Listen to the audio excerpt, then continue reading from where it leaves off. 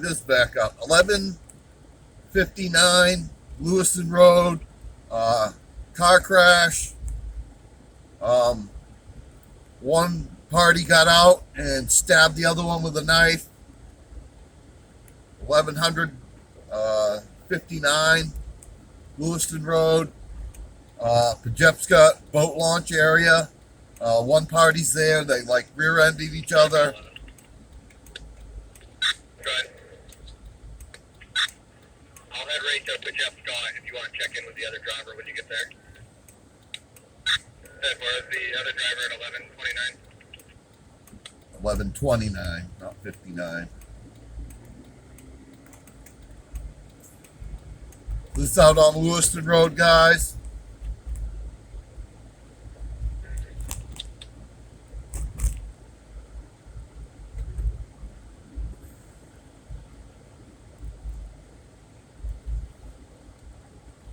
Waiting for more. Somebody got out of the car with a knife and stabbed the other one. They said they're bleeding. Advising us, he never had a knife. The caller approached him, accusing him of having a knife. So now they're disputing the initial report of the knife and the stabbing. 310 copies. But see, they got out and were in the wrong because charging up all mad and yelling and shit is an assault, of a lesser degree than a physical one.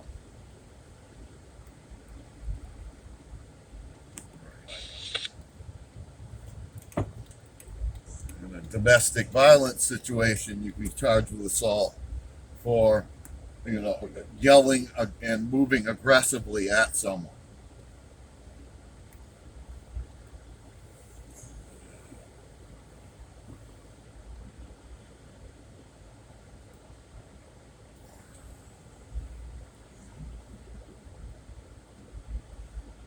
And I'm not using a handicap spot because, it's all flat ground here. All right, so as far as I know, that's 310 County, I'll be out at Pajepska boat ramp. okay. Copy, got you out.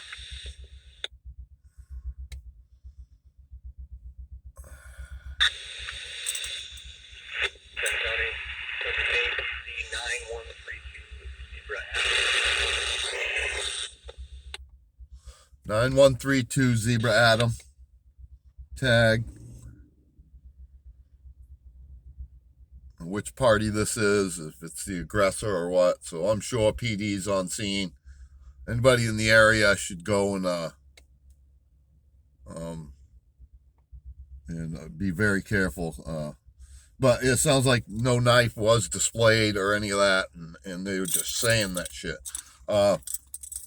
Just because you got in an accident don't mean you should lie to dispatch like that to get faster response. You know what I'm saying? If nobody displayed a knife or a gun or any of that, then it's all verbal. Don't lie and to get faster response. I mean, those people are going to come lights and siren, 90 miles an hour and could potentially cause wrecks and people get killed.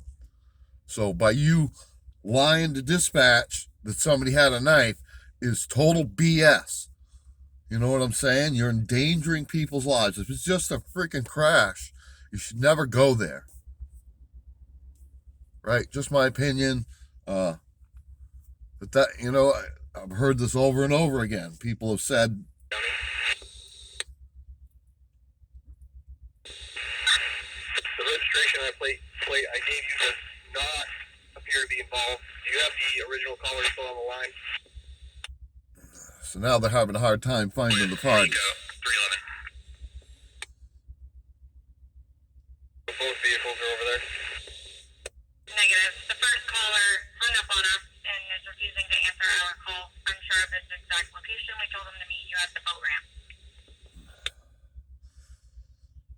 That's 10-4. There's nobody else at the boat ramp.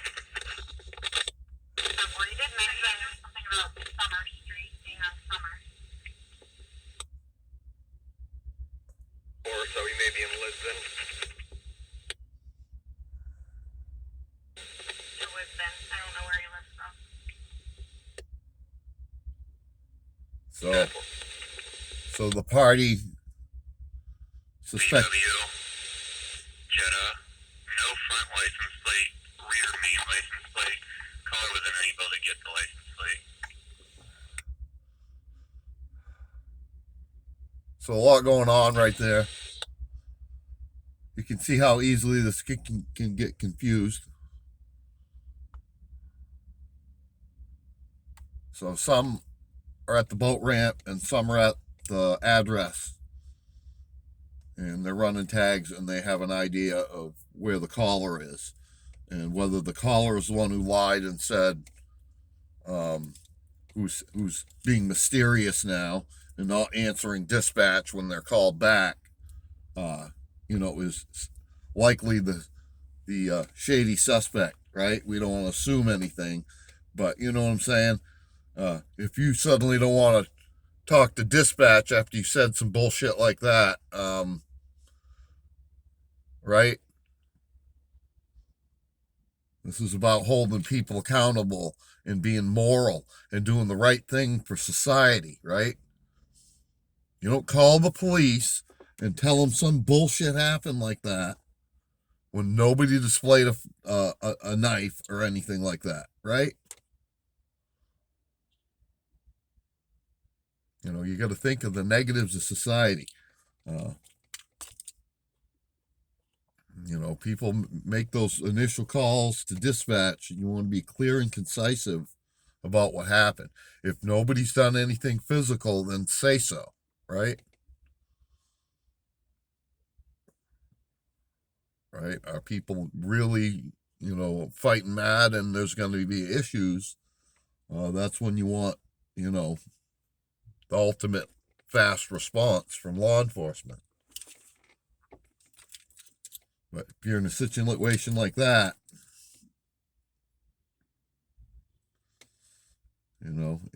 I've been there before. I've, had people shoot at me, and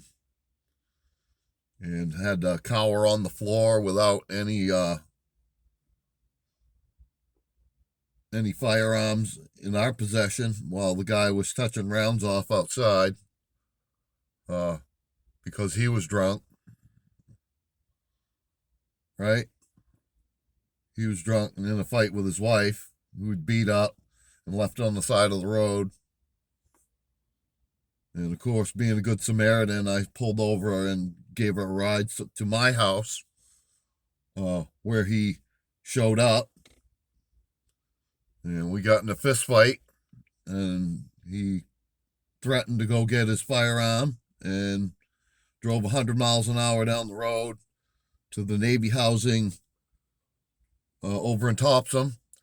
Got his firearm, spilled his whole box of ammo all over his seat. Drove back in his 2+2 Charger, 110 miles an hour down 201, all the way to the intersection of 136 and 201. The white trailer that sat there, that's where this all happened.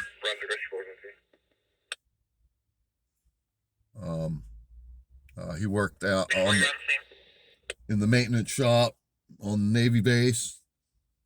Him and his wife were intoxicated and come from a party that was just up the road, and their people showed up to pick them up and give them a ride somewhere. And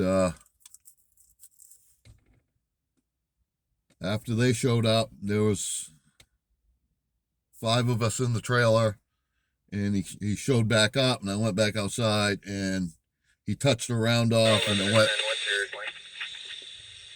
went through the doorway. I was just checking the water. 6 inches above my head.